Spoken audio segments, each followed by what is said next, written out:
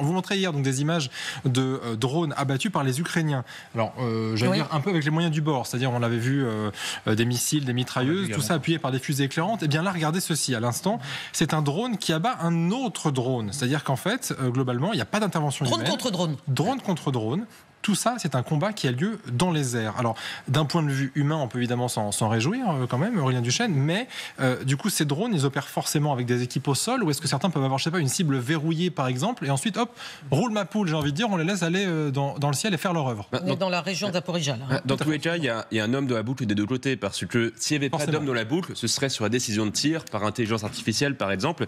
C'est pas le cas de ce genre de coucou. Par contre, non seulement donc il y a toujours un homme dans la loupe, dans la boucle, pardon. Oui, parlez-nous français quand même. Il y a un homme dans la boucle, donc un homme, il y a quand même un humain derrière ce drone, effectivement. Absolument, mais ce qu'il y a de très intéressant, c'est qu'on avait eu dans votre émission une image, par exemple, d'un filet qui est jeté par un drone sur un autre. Oui. On est quand même en train de voir dans cette guerre des précédents, enfin des premières historiques machine contre machine. Au même titre que, par exemple, on a eu en début d'année le premier acte de guerre spatiale pratiquement de l'histoire, quand c'est un Arrow 3 israélien qui a abattu dans une couche extra-atmosphérique un missile balancé par les Houthis. Là, on est en train de vivre des premières historiques, sauf que, et là ça devient un peu plus inquiétant, c'est toujours quand les Chinois, par exemple, eux, veulent sortir l'humain de la boucle et avoir une décision de tir qui serait guidée par l'IA, on aura des robots tueurs, mais où il n'y aura personne derrière. Et là, ça va devenir un peu plus inquiétant. Mais c'est possible, c'est ça le futur. Oui, alors nous, on a nos barrières éthiques. De toute façon, les Européens, on régule tout le temps. Et peut-être que dans 10 ans, on aura des débuts de réflexion quand les Américains et les Chinois auront pris 10 ans d'avance sur les drones intelligents. Gallagher. Non, justement, cette technique, elle est mise au point par les Américains qui sont d'ores et déjà en train de la bêta-tester.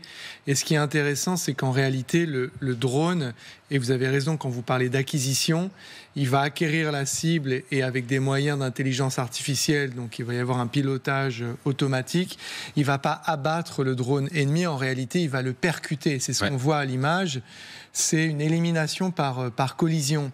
C'est-à-dire qu'il ne déclenche pas une munition qui va taper le drone, mais c'est le drone en mode kamikaze qui, une fois qu'il aura acquis sa cible, va fondre dessus afin de la faire tomber du ciel. Et ça a pour l'instant une très très forte efficacité. Les Américains annoncent un taux de réussite qui avoisine les 100%. Donc on le voit, on parle beaucoup de prolifération, de course à l'armement. Il y a une vraie course à la dronification. Les Américains ont quand même un bon temps d'avance. L'Ukraine, et on l'a beaucoup dit ici, et ça reste vrai, est un immense laboratoire pour toutes ces technologies.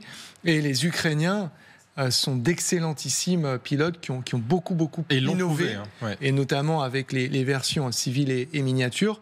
Et attention, les Russes ne sont pas systématiquement en reste. Ils ont beaucoup appris dans ce champ aussi. Tout le monde, pardon de le signaler, mais dans chaque guerre, les combattants s'améliorent. Les Français ont livré des drones kamikazes. Ils ont mis au point également récemment. Ça a été vanté par notre ministre des Armées, M. Le Cornu, dans une vidéo. Les Russes se font aussi aider des Iraniens. Donc j'ai envie de dire, ça aide aussi.